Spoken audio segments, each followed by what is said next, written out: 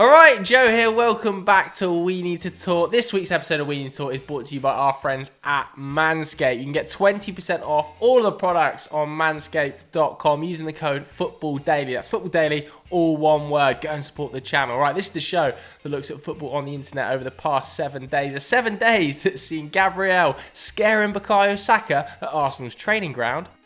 Bukayo! Me, why? Look me. Ralph Hasenhüttl confirming that one of his best players is going to miss a few games with COVID. One positive test. Danny Ings is out since 10 days now in self-isolation. And PSG closing in on a new contract for one of their superstar forwards. The Paris Saint-Germain are in talks over a new contract extension for Neymar. PSG want to keep him at the club. Neymar is happy there at the moment. Anyway, today we're talking about transfers.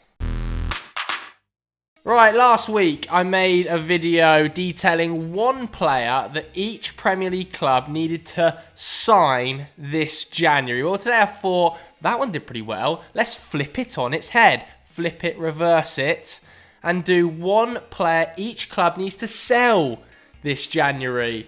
I'm not going to lie. It's another shameless rip-off of a James Alcott video, isn't it? Sorry, James. Go subscribe to him. Now, I put the tweet out asking for you guys at home to tell me who your club needs to bin off over the next 20 or so days. We got loads of responses, some of them really good, some of them absolutely rotten. Whoever the child was that suggested Connor Cody should be sold, get in the bin. Now, if you're enjoying these sort of each club videos where I go into a little bit more detail about some of the smaller clubs, then hit the like button right now, because I quite like varying the content and not just talking about the big six every week. Kicking us off then with one player Arsenal need to sell. I'm doing it alphabetically for anyone who hasn't been on this channel before.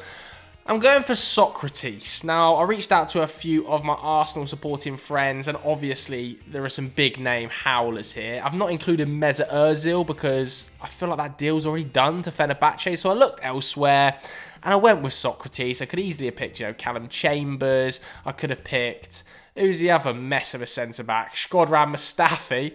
Sorry, Shkodran. But yeah, I've gone with Socrates because he's on £92,000 a week, and his only game this season, when I looked it up, has come in the Papa John's Trophy.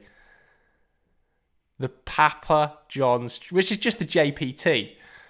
I had to ask Doogie Critchley what that competition was. That's how bad it is. If you didn't realise, that's because Sunderland play in it. Moving on to Aston Villa then. Again, a bit of a difficult one, but I've gone with Henry Lansbury. I think they should probably cut their losses on Henry. £40,000 a week, that's more than John McGinn, it's more than Ezri Konsa, it's more than Douglas Luiz. No Premier League appearances this season, just a League Cup shout. Out of contract in the summer, I know, but could they not cut their losses a little bit early, maybe get £500,000, £1 million for him to a championship club? I feel like that would be a smart bit of business because right now he's offering sweet F all. At Brighton, there are quite a few players I could have chosen. I'm not going to lie. There are a few shouts for Matty Ryan, who has the worst save percentage of any goalkeeper in the Premier League. That is right, worse than Aaron Ramsdale. But I've gone instead for Davy Proper. Just 2 starts in the Premier League this season. He's under contract until 2023 and he's earning 45 grand a week at the Amex. How's that been allowed to happen? Just not good enough for this Graham Potter side, and he shouldn't be earning more than the likes of Basuma or Trossard. I think they should cut their losses in this window. At very worst, get rid of him in the summer, because just not at it. As for Burnley, I've gone for Vidra. I found it quite difficult getting rid of a player from Burnley because the squad is paper thin, really, isn't it? And I feel harsh getting rid of a forward because they've scored 9 goals in the Prem. How's that happened? 9 goals in 18 games. I couldn't believe it when I read that. But he is under contract till 2023. Vidra, he's probably 4th in the pecking order behind J-Rod, Wood, Barnes. I think you could probably get a little bit of a fee from the Championship. He's got good pedigree down there. That really, really impressive season with Derby County. I think it was 17-18. So yeah, maybe a fee to a Championship club. But either way, Burnley squad is kind of thin, and I was a bit worried about getting rid of anyone. Chelsea up next. The obvious name here was Marcos Alonso. All the Chelsea fans said it, except one, Sam Obaseki, who went with Jorginho. So I'm going to back Sam Obaseki and say, okay, Jorginho might be the player that's smarter to move on. Because he's under contract till 2023. He really is down the pecking order in terms of Chelsea midfielders since the change of system. Since Mason Mount's been allowed to drop a bit deep. You've also got Kovacic, you've got Kante in there. I do think it'd be a risk, don't get me wrong, to sell him now while they're in the battle for top 4. But just 7 starts this season. The Italians would love him back. Any of the Serie A big boys would take Jorginho. He's on 100 grand a week. It might be time to cut your losses, Frank.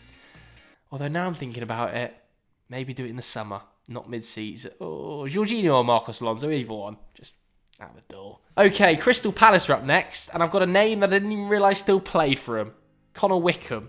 I didn't realise he was still at the club, let alone earning £60,000 a week. He's got 1 goal in the last 3.5 Palace seasons.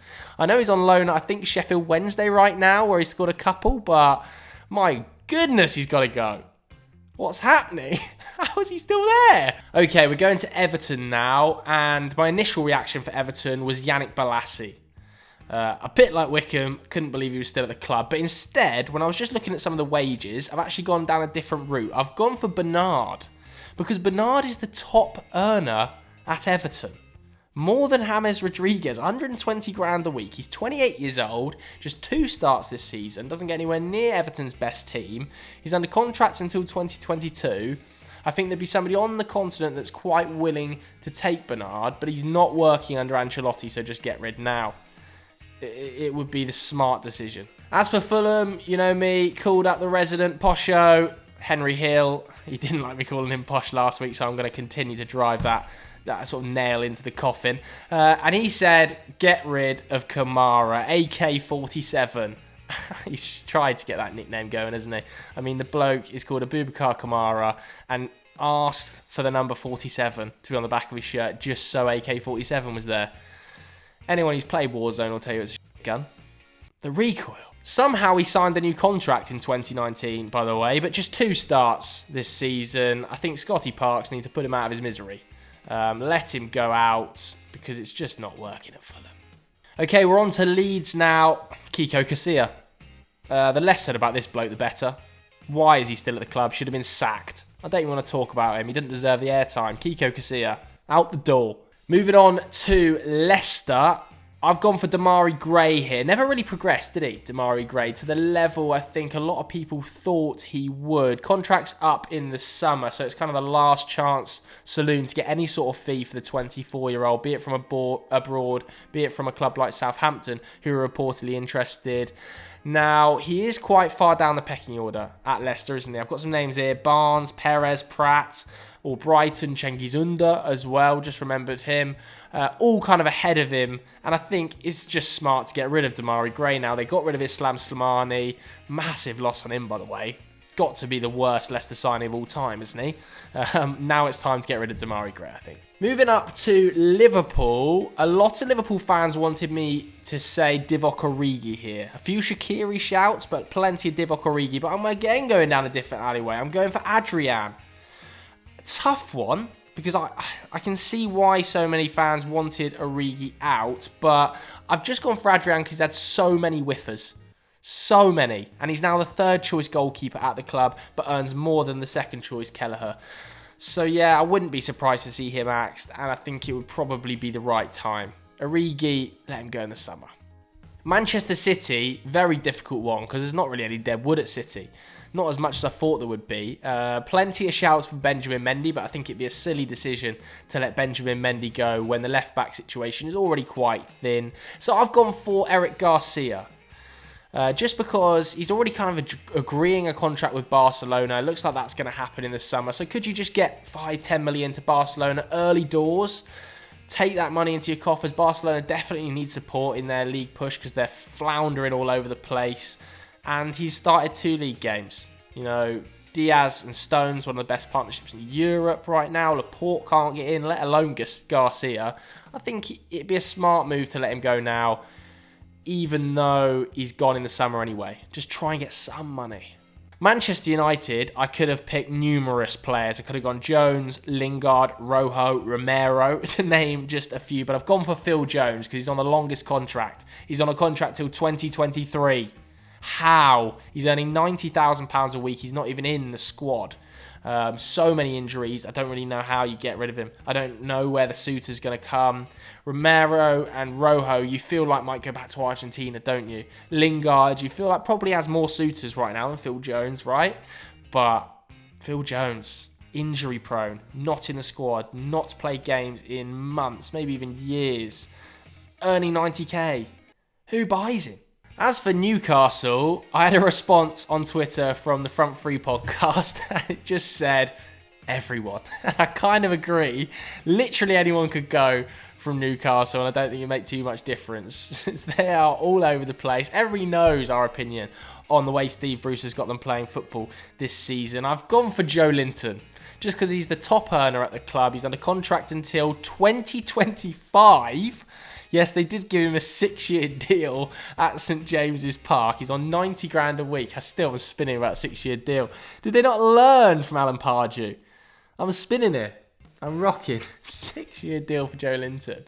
But either way, cut your losses at the earliest opportunity, lads. Seriously. Sheffield United are up next then. There were a few shouts for Lundstram, who's obviously refusing to sign a new deal there. But I thought, no. I was looking at the wages today. £28,000 a week stood out to me. For Jack Rodwell. Who is his agent? And how did he get a new contract in August of 2020 at Sheffield United? His agent's a genius. He really is. I mean, Sunderland fans can attest to this. He's a very difficult man to get rid of. And I'm shocked they gave him the new contract. I really am. So, yeah, obviously I'm going to say Jack Rodwell. As for Southampton, I've actually gone for Shane Long here. Now, it's a bit of a controversial one, but he is the 4th highest earner at the club on a reported £65,000 a week, and he's got a contract until 2022, despite the fact he's 32 years of age and doesn't score goals. I'm sure there's a club in the Championship that would take Shane Long. I really think he would probably score more than the 1 goal a season he gets at Southampton. In fact, I think he hasn't scored this season. Has he scored this season? I'm Googling it. All right, he's got 1 Premier League start this season. He's not scored a goal, but he had got 2 goals last season. So I was kind of right. But either way, it's just not good enough for 60 grand a week, is it? Moving on to Tottenham Hotspur. Jedson, cancel that loan. I mean, cancel that ASAP. But no, I've gone for Danny Rose because there's a few rumours they're actually going to cancel his contract. And when you hear that term, cancel the contract, you think the player's just going to leave. What that actually means is they have to pay up the full contract in order to get him out of the club, which would be crazy, but nevertheless could well happen, not including the Prem or the Europa League squads. He's on 70 grand a week. Surely there's a Championship or a Premier League club willing to take a punt on Danny Rose. He's only 30. I know he's been playing with the under-23s and he's not at the level he was 5 years ago, but is he not better than Baldock at Sheffield United? Maybe not, actually.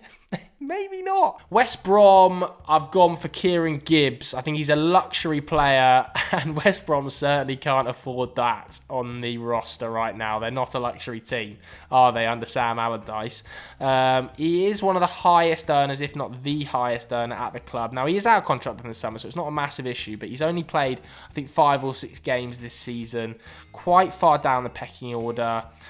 Cut your losses. Right now, try and get some money for him. I think it'd be next to impossible, but nevertheless, I'm going to say Kieran Gibbs. West Ham United then. Again, a few names I could have picked from here. Mike Atkins wanted me to say Ryan Fredericks. A few fans, West Ham fans on Twitter were saying Issa Diop. He's so far down the pecking order now, they might actually get a decent fee for him still.